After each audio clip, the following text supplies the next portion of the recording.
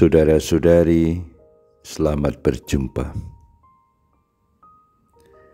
Pada kesempatan ini saya ingin mengajak Anda untuk merenungkan adorasi sebagai saat kita menyembah Tuhan Yesus yang berkata, "Barang siapa menerima seorang anak seperti ini demi namaku, ia menerima aku.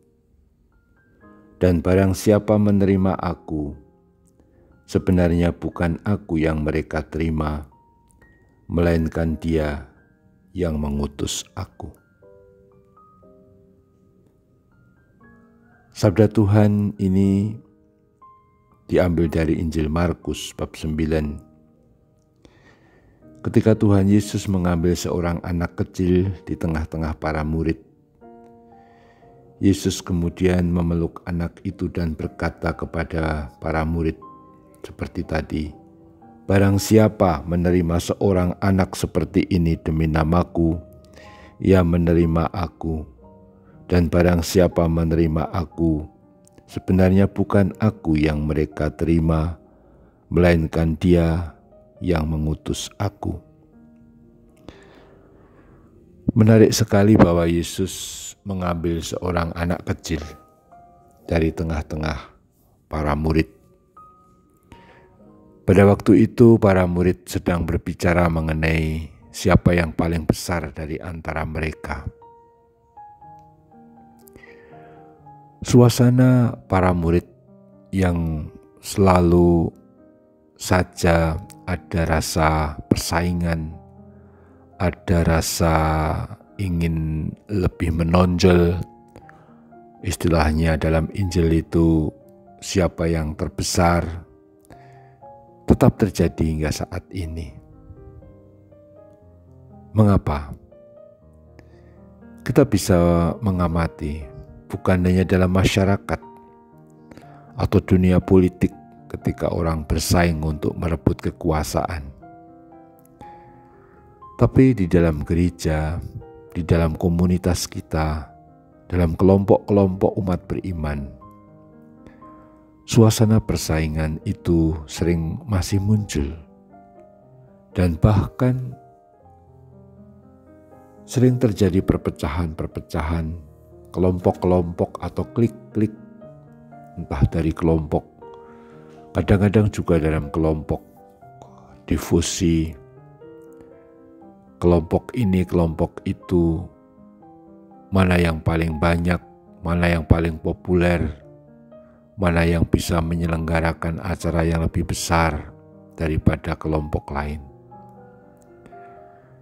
Itu jelas semangat seperti para murid yang bertengkar mengenai siapa yang terbesar.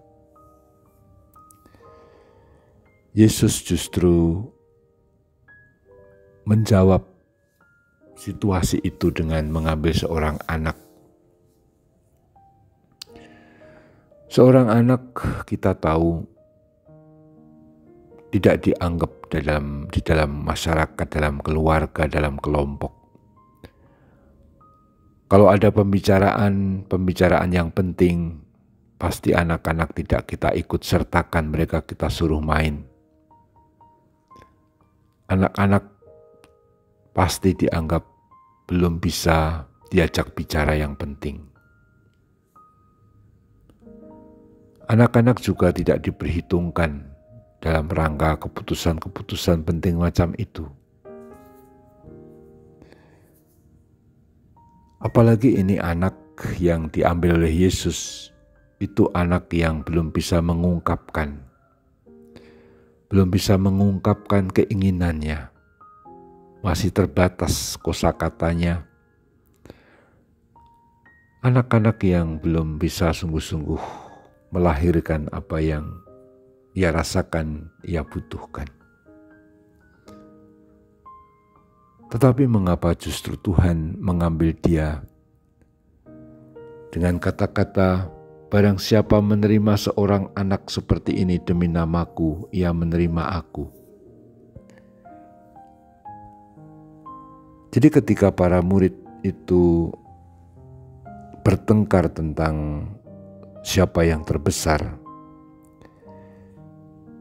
Tuhan Yesus menjawab, jika seorang ingin menjadi yang terdahulu, hendaklah ia menjadi yang terakhir dari semuanya dan menjadi pelayan dari semuanya. Dan untuk menjelaskan itu sekali lagi Yesus mengambil seorang anak tadi.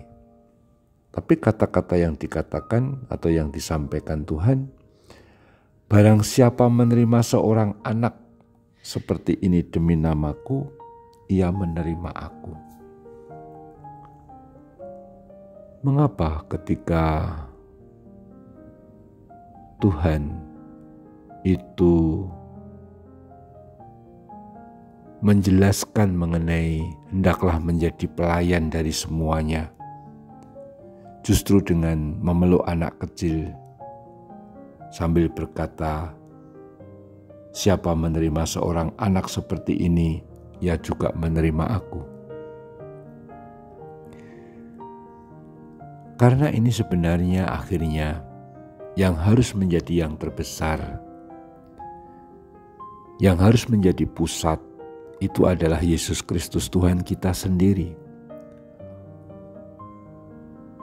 Sebagaimana Tuhan Yesus juga melayani kita dengan menebus dosa-dosa kita melalui kerelaannya untuk wafat di salib menjadi tebusan bagi kita semua. Maka sebenarnya justru ketika kita melayani bukan hanya seperti Kristus, tapi membuat Kristus menjadi pusat seluruh pelayanan kita, itulah yang menjadi yang terbesar bagi hidup seorang murid. Menempatkan Yesus Kristus sebagai pusat seluruh pelayanan kita, baik semangatnya, spiritualitasnya, cara bersikap, semua yang ada pada diri Kristus kita hadirkan, kita lahirkan dalam pelayanan kita. Hanya seorang anak yang bebas hatinya, yang belum bisa banyak hal, menjadi orang yang free, yang bebas, yang paling luwes untuk membahasakan Kristus. Maka adorasi menjadi saat kita untuk menempatkan Kristus dalam hidup kita.